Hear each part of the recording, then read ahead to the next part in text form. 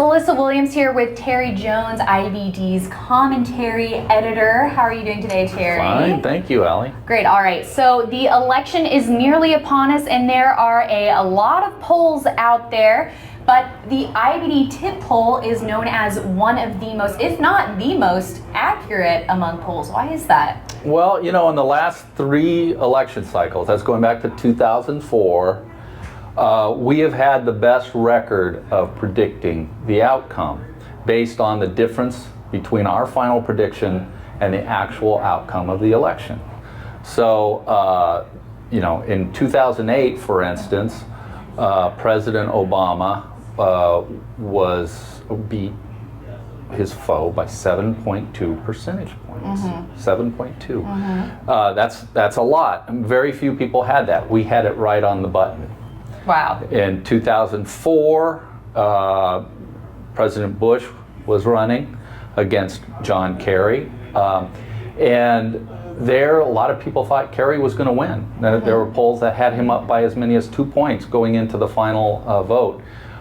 We had him up, we had Bush up slightly, 2.1%.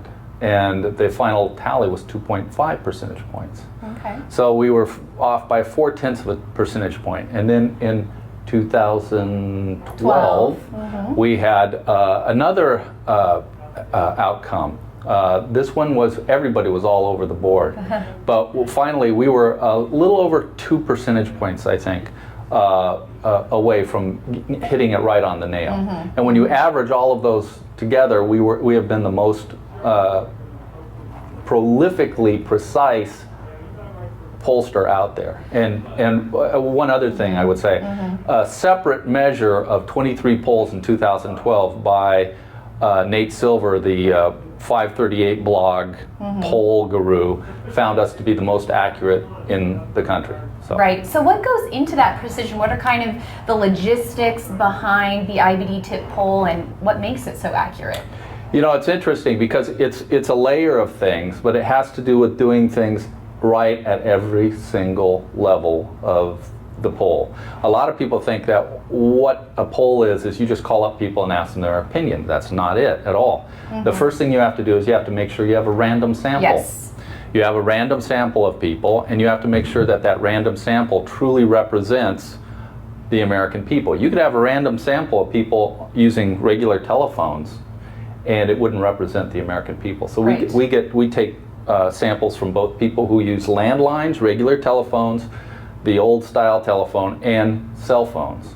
And that assures that we have a mix of younger people and older people, because it's mainly older people who use landlines, and younger people tend to use cell phones. That's one thing. The other thing is we adjust it at the end. We don't just take the raw numbers and throw them up on a wall and say, okay, that's our poll. We adjust them for the end, you know, the race composition of the country, for gender, for political party affiliation, for a number of different things, so that we can take these our numbers and say, okay, we have too many Democrats in our sample, so let's adjust for that. Yes. We have not enough Republicans, or we don't have enough independents. And that's the way we do it. And there's a bit of secret sauce in there that our pollster, Raghavan Mayur of Technometrica, who is a spectacular pollster, he's one of the best in the country, if not the best in the country. He has certain things that he does to the numbers to massage them and to make sure that they are accurately reflecting the real opinion out there that he has gathered. And so it's, you know, it's a little bit, as I've said, it's a little bit science and it's a little bit art. And Mayur seems to have mastered both of those things, the science and the art. Definitely. So when is the first day that these numbers will come out? Next week, right? Yeah, next week, October 20th, we will start running our tracking poll. And what a tracking poll is every day you come out with a different poll. But it's a rolling average. It's a rolling average. You're going to be doing 6 days of polling, and then you average them, because the number of respondents you get in any one day might not be enough to have a statistically significant number of poll. Right. Which is what this is going for. That's exactly it. We want to have enough people so we can say this is a this is a reliable sample of people, and that the number will be significant when you see it. Definitely. So headed into this election, what are some of those different factors like, you know, race, religion, or other factors that are going to be key, do you think, for this race? The key one, I think, at least in terms from a pollster's standpoint, the key thing, I think, is always, you know, you look at the American population, and especially the voting population, and there are some people who, they say, okay, I'm a registered voter, and then there are other people who are very likely to vote. Right.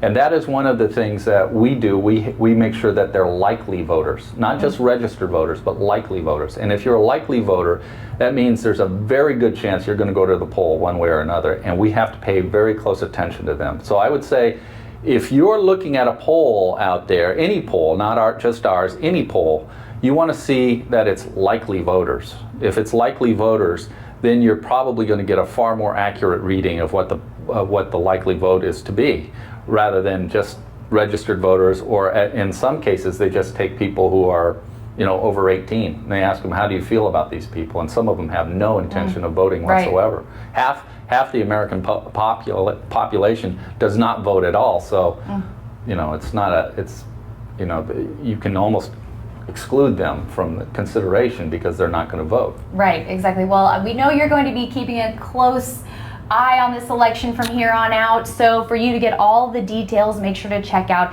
investors.com/poll. We'll be coming out with more videos in the coming weeks to give you all the nitty-gritty details. Thanks so much, Terry. You're welcome. Thank you. Thanks for watching.